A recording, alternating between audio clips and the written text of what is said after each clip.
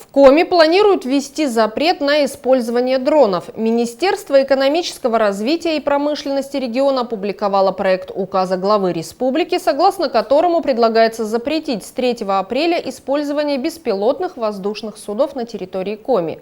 В документе говорится, что ограничения вводятся в соответствии с указом президента России в целях усиления охраны общественного порядка и обеспечения общественной безопасности.